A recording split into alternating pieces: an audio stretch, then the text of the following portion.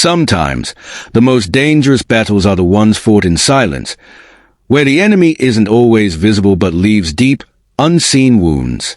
Malik Jackson, a brilliant black student at one of the most prestigious Ivy League universities, is about to learn just how high the stakes are in the battle against a system that wasn't built for him.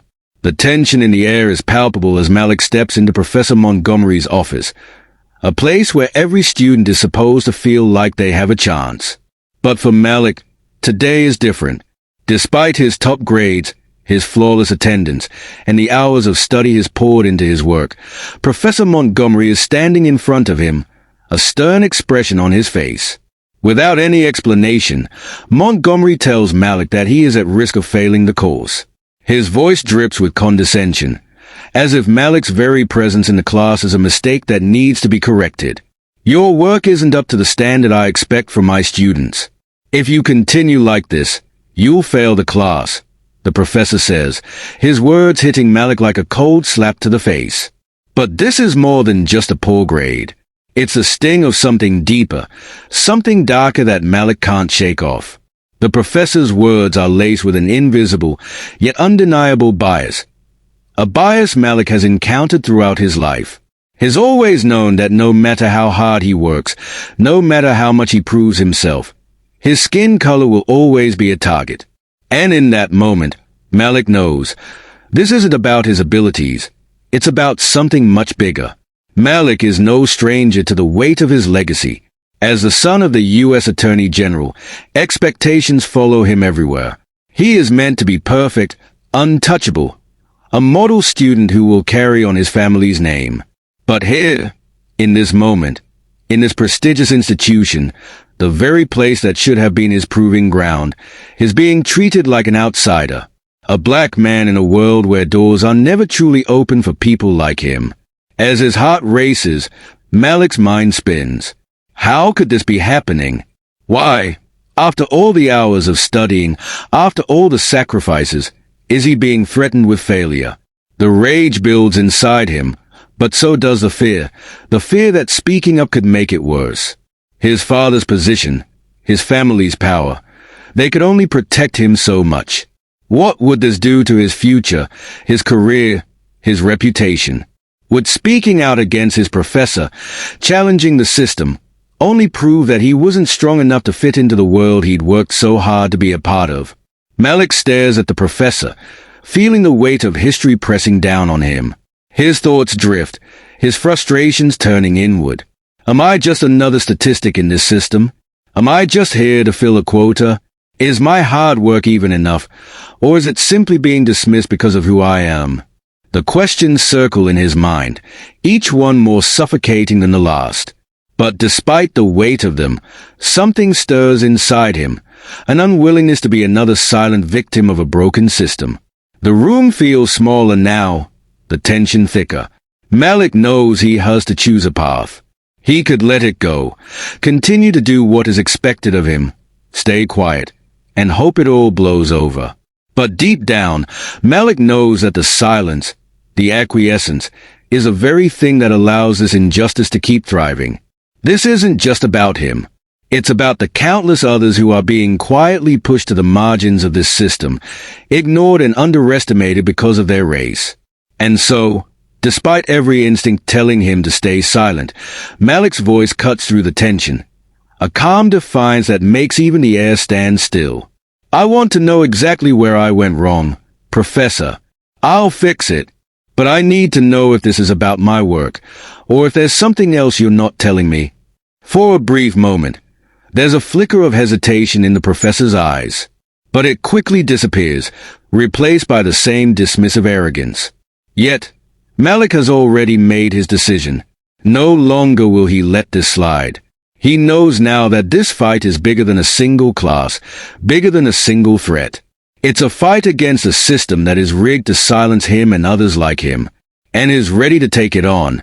The days that followed that meeting in Professor Montgomery's office only deepened the sense of unease Malik felt as he walked through the ivy-covered halls of the university. His academic record had always been pristine. Every test, every paper, every project had been carefully crafted, each one earning him accolades and recognition. But now, something had shifted. Something in the way Montgomery looked at him had changed. It wasn't just the threat of failure. It was a way the professor seemed determined to undermine his every effort. Each time Malik submitted a paper or an assignment, the feedback was harsh, dismissive. Where his peers received detailed critiques, Malik was met with vague, unsubstantiated comments that seemed to have no real basis. Not up to standard, Professor Montgomery had written on his last assignment. But Malik knew that wasn't true. His work had been thorough, his arguments sound. This wasn't about the quality of his work. This was about something far more insidious. The turning point came when Malik handed in his midterm, the one exam he had worked on for weeks, poring over every formula, practicing until his fingers ached. He walked into Montgomery's office a week later, his heart beating fast. This exam was crucial. It was a final piece to securing his future in the program, maybe even in the career he had spent years preparing for. But when the professor handed it back to him, Malik felt his stomach drop. A 65%. A grade so far below what he knew he deserved. "Professor, I don't understand," Malik said, trying to keep his voice steady as he looked at Montgomery, whose face remained unreadable. Montgomery's eyes flickered over the exam before meeting Malik's gaze. "It's clear you don't understand the material, Malik. You're falling behind. If you continue at this rate, you'll fail." The words cut deeper than they should have. They didn't just sting because of the grade. They stung because they were a stark reminder of how easily Malik could be erased, how his hard work, his brilliance, could be overshadowed by something he had no control over, his race. He could feel it in the way Montgomery looked at him, like his accomplishments were nothing more than a fluke, as if he didn't belong in the same room as the other students. Malik knew something wasn't right, and as he thought back over the weeks, he began to see the patterns, the dismissive comments, the microaggressions that he had been too exhausted to fully confront. The way Montgomery would raise an eyebrow when Malik answered a question in class, or the way he would pause before offering Malik any feedback, as if expecting him to fail. It wasn't just Malik. In one of the study sessions he attended, Malik overheard a conversation between two other students of color, their voices hushed as if afraid to speak too loudly. "I swear, I did everything right, but I got the same feedback as you," one of them said, shaking their head in disbelief. "He just doesn't get it. He doesn't care about our work." The other student nodded, her face drawn with frustration. "Yeah, it's like we're invisible to him. No matter how much we try, we're always falling short. We've got to work twice as hard to get half the credit." Malik had seen this before. It wasn't just Montgomery. It was the entire system. The subtle biases that colored every interaction, the unspoken rules that determined who deserved to succeed and who didn't. He had always known that his skin color would be a factor, but now he could see it so clearly. The patterns were there, woven into the fabric of the institution. The more he looked, the more he realized how deeply embedded racism was within every corner of the academic system. From the professors who barely acknowledged the contributions of black students to the administration that turned a blind eye to complaints of inequality, the system was rigged against them. It wasn't just about Professor Montgomery. It was about every institution, every place where people of color had to fight just to be seen, just to be heard, just to be given a fair chance. This wasn't just his fight. It was the fight of every student who had ever been overlooked, every student who had ever been told that they didn't belong. But Malik wasn't going to be another name in the list of those who had been silenced. He wasn't going to let Montgomery's prejudice stand unchallenged. He had worked too hard, sacrificed too much, and carried too much on his shoulders to be dismissed so easily.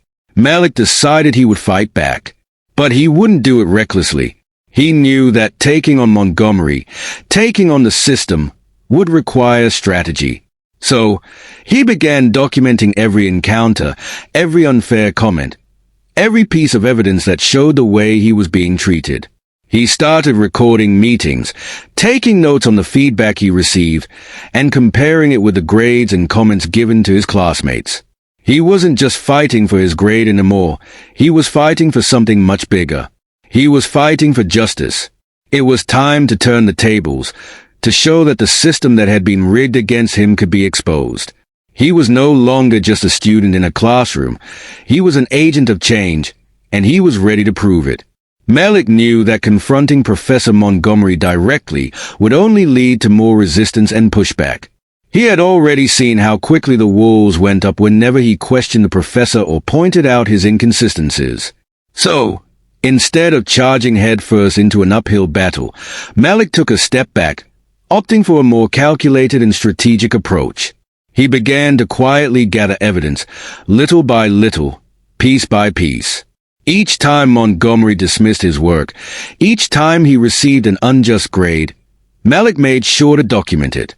He kept copies of every email exchange, taking careful notes during their meetings, and when Montgomery would provide vague or biased feedback, Malik wrote it down. He started recording conversations during office hours, his phone discreetly tucked away in his pocket, capturing every dismissive remark. It wasn't just about getting proof for the sake of it. Malik knew that every bit of evidence was another tool in his arsenal. He wasn't just going to fight Montgomery's bias. He was going to expose the system that allowed it to thrive. He understood the importance of building a case. Every word Montgomery spoke, every action he took, was another step toward proving that the problem wasn't just individual prejudice. It was institutional. It was built into the very structure of the system, and it was time someone tore it down. As he sat in his dorm room one night, scrolling through the recordings and notes he had gathered, Malik reflected on the larger battle he was facing. This wasn't just about one unfair professor. This wasn't even just about him. It was about decades of students of color being treated as if they weren't good enough, as if their achievements were always under suspicion, their efforts discounted. It was a system that had been in place for generations, one that had carefully crafted an environment where marginalized students were expected to work twice as hard just to be seen as equals. Malik realized that it was not just Montgomery's personal bias he had to fight. He was up against a system that perpetuated this inequality, an entire institution built on a structure of privilege that intentionally or unintentionally suppressed students like him. He was a cog in a much larger machine, and to dismantle that machine, he would need more than just his own experiences. He would need allies. That's when Malik reached out to the students who had quietly expressed their frustrations to him before. The ones who had whispered about unfair treatment, who had shared their experiences with the same sense of helplessness that Malik had once felt. He began to connect with them more intentionally, setting up meetings outside of class, chatting over lunch, and slowly building a collective of like-minded students who had also experienced bias, but who had felt too powerless to speak up. One of them was Aria, a talented engineering student who had been quietly passing under the radar despite consistently producing top-tier work. "It's like I'm invisible," Aria had told Malik one day. "No matter how much I push, I always feel like I'm being overlooked. Like they just don't see me. Like they don't see what I'm capable of." Another was Leo, a soft-spoken but brilliant mathematics major who had faced similar dismissive treatment from his professors. "I was always told that my work wasn't rigorous enough, even though I was putting in the same amount of effort as everyone else," Leo explained. "It wasn't until I started comparing my feedback with my classmates that I realized it's not about the work. It's about the fact that I'm here, that I don't look like them, and that somehow that makes me less worthy of respect." Together, they shared stories of microaggressions, unjust feedback, and the quiet discrimination they faced on a daily basis. They realized that their experiences were not isolated incidents but part of a larger, more systematic problem.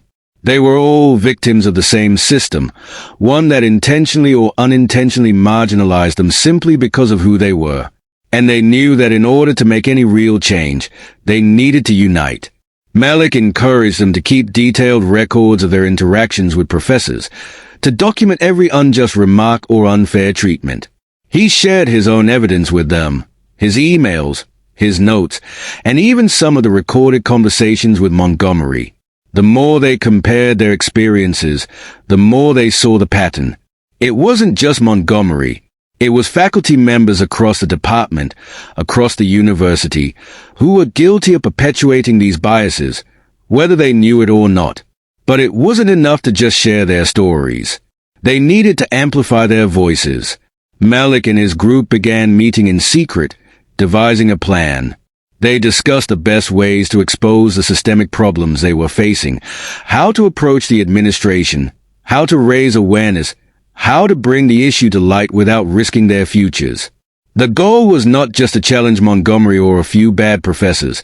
It was to shine a spotlight on the university's policies, to push for real, institutional change. As they grew more confident in their collective power, they knew that the fight ahead would not be easy. There would be resistance, there would be pushback, and there would be moments of doubt. But they also knew that this wasn't just about their individual battles. It was about creating a legacy of change that would benefit not only them but every student of color who had been silenced or overlooked. With each meeting, each conversation, they were one step closer to confronting the powerful institution that had allowed this racism to fester for so long. And with every shared experience, every piece of evidence, and every conversation about what to do next, Malik felt a growing sense of purpose. They were no longer fighting alone. This was a beginning of something bigger. They were ready to take on the system, together. The deeper Malik and his allies dug, the more they uncovered. What had started as a personal grievance between Malik and Professor Montgomery had quickly grown into something far more alarming. As they compared notes, emails, and recorded conversations, they realized that Montgomery wasn't alone in his biases. In fact, the evidence they were accumulating pointed to a widespread, insidious pattern of systemic racism that ran through the very heart of the university. It wasn't just Montgomery. Other professors, particularly those in the mathematics and engineering departments, displayed similar biases in their interactions with students of color. Malik and his friends began to notice that feedback on assignments from black and brown students was routinely harsher than that given to their white peers, even when the work was comparable. The grading was uneven, the feedback vague and dismissive. Students who were not white were often overlooked for prestigious research opportunities, or their accomplishments were downplayed, dismissed as luck or exceptions rather than the result of hard work. But the professors weren't the only culprits. Malik soon discovered that the university's administration, those in charge of setting the policies and overseeing the academic structure, had knowingly turned a blind eye to these issues. There was an unspoken rule. Students of color were expected to work harder to prove themselves, to prove that they deserved the same opportunities as their white counterparts. And when they did succeed, it was never celebrated the same way.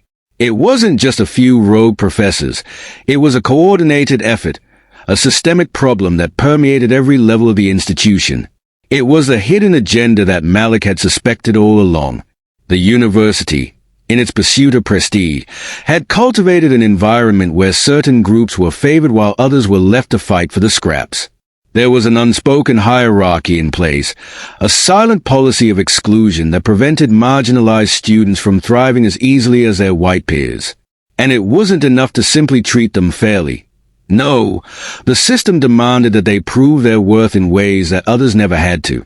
The realization hit Malik like a punch to the gut. The fight he was in was not just a battle for his own future. It was a battle for every student of color who had ever been made to feel less than, who had ever been made to question whether they belonged. It was bigger than him.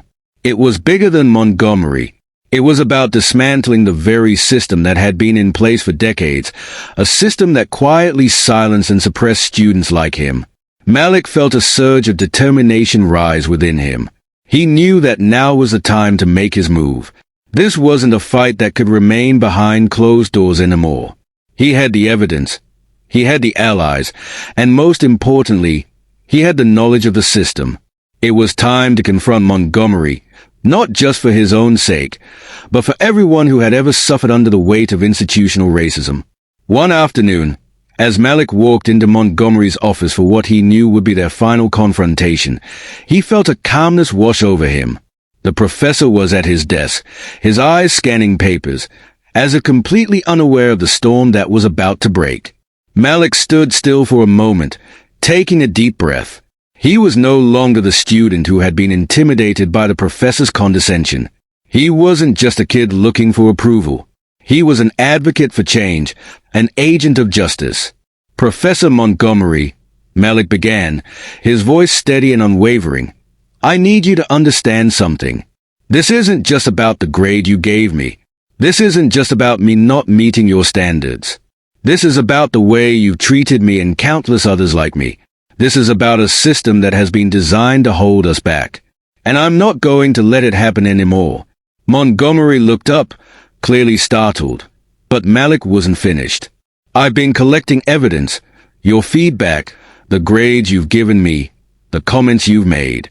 I've spoken with other students, and we've all seen the same thing.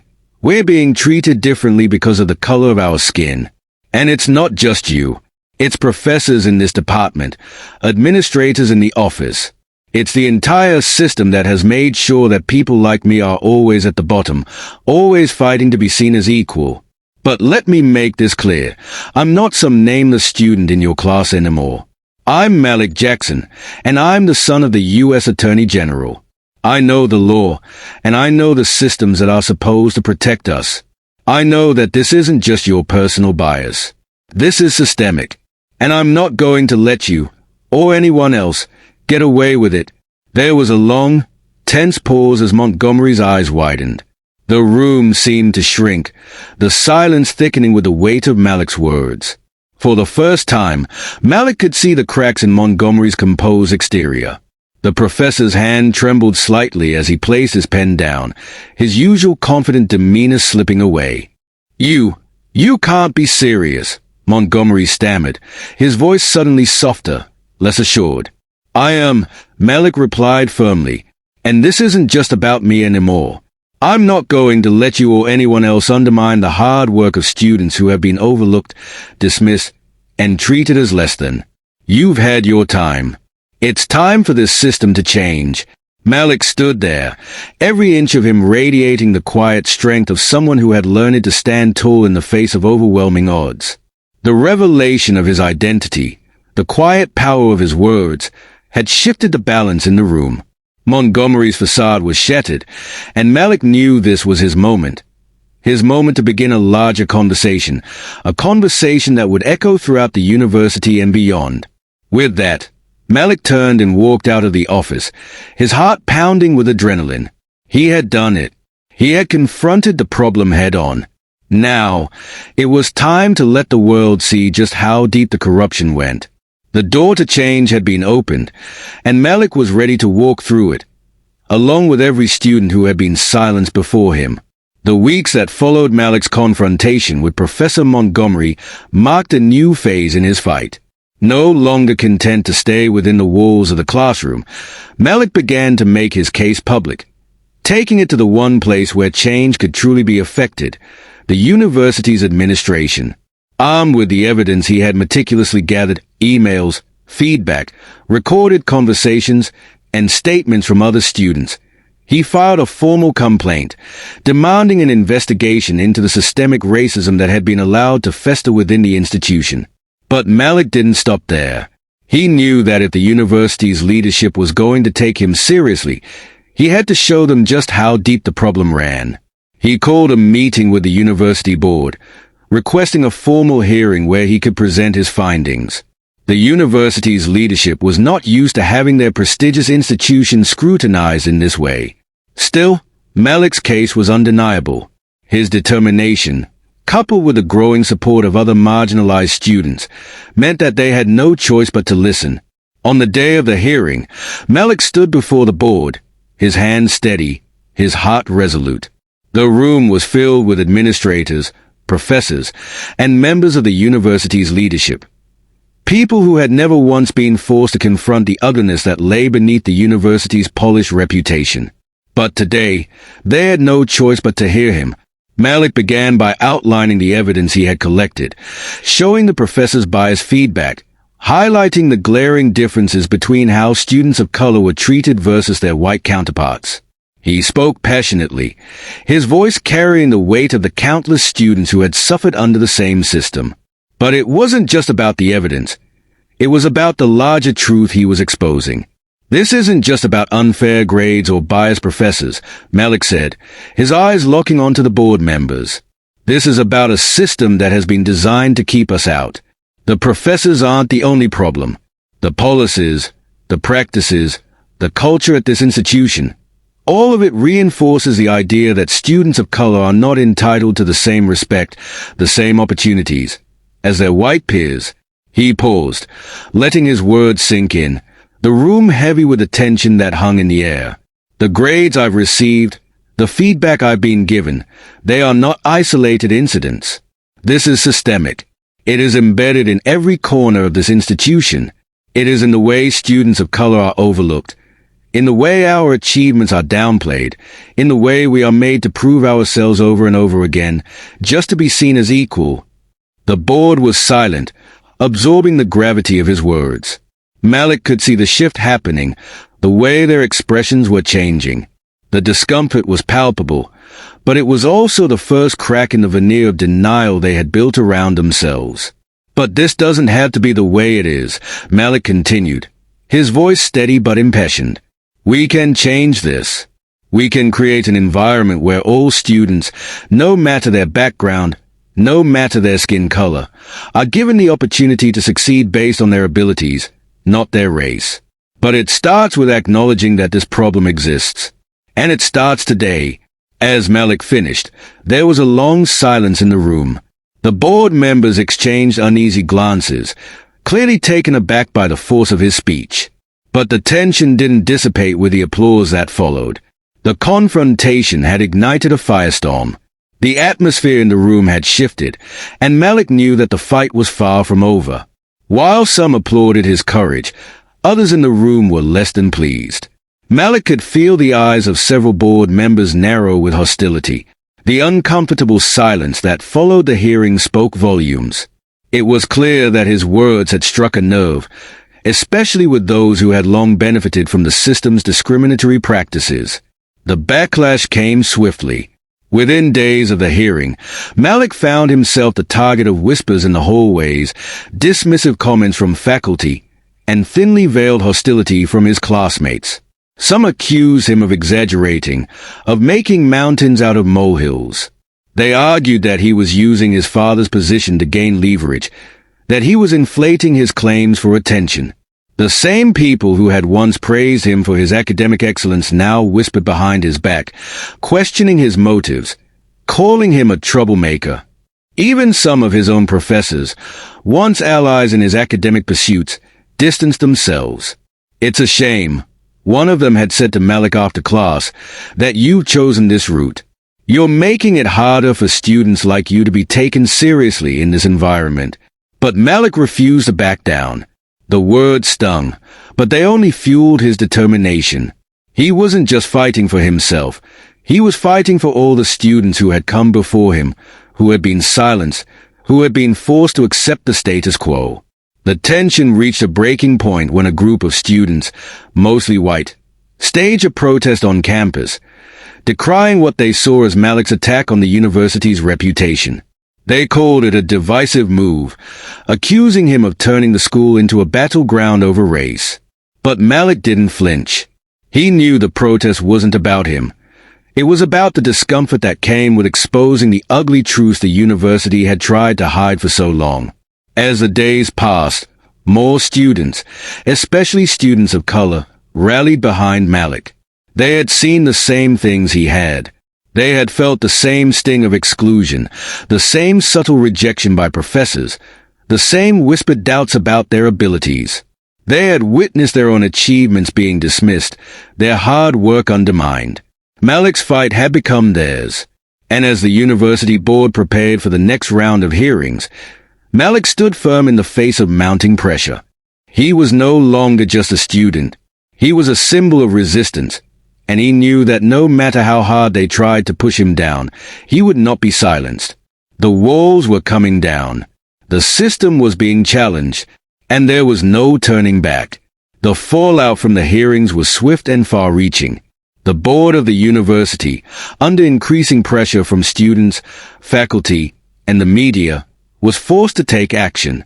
The first domino to fall was Professor Montgomery, After a thorough investigation into his conduct and the findings presented by Malik and his allies, Montgomery was removed from his position. His actions, which had been a part of a much larger pattern of discriminatory behavior, could no longer be ignored or excused. His departure was a clear message. The university would no longer tolerate such behavior. But Montgomery was just one part of a much larger problem. The university, shaken by the revelations of systemic racism, was compelled to conduct a full investigation into its practices. What Malik had uncovered was no longer just an isolated issue. It was a systemic problem that ran deep within the institution, from the administration down to the classrooms. As the investigation unfolded, more and more examples of racial bias came to light. The findings were damning. The university's policies, both formal and informal, were systematically biased against students of color. There were disparities in grading, in the allocation of scholarships and research opportunities, and in the way students of color were treated by faculty and staff. The university's leadership had turned a blind eye to these issues for far too long, but now, the truth was out in the open. In response to the findings, the university was forced to make sweeping changes. A new diversity and inclusion policy was enacted, aimed at addressing the biases that had been ingrained in the system for decades. Professors were required to undergo anti-racism training, and a new Office for Student Equity was established to ensure that all students had an equal chance to succeed. These were not just symbolic gestures. They were concrete steps toward dismantling the systems of inequality that had been allowed to persist for so long. Malik's case became a catalyst for reform, not just within the university, but across other institutions as well. Universities across the country began to take a hard look at their own policies and practices. The investigations that followed in the wake of Malik's actions sparked a broader movement for accountability in academia. Malik's courage had ignited a fire, one that could not be extinguished. His fight for justice had become the blueprint for change, and his efforts set the stage for a much-needed reckoning within the academic world. But the impact of Malik's journey didn't stop at the institutional level. As the story of his fight spread, it began to resonate with people from all walks of life. Students, activists, and individuals who had been affected by systemic racism found their voices through Malik's example. He had given them the courage to speak out, to stand up against the systems that had long oppressed them. Malik had become more than just a student.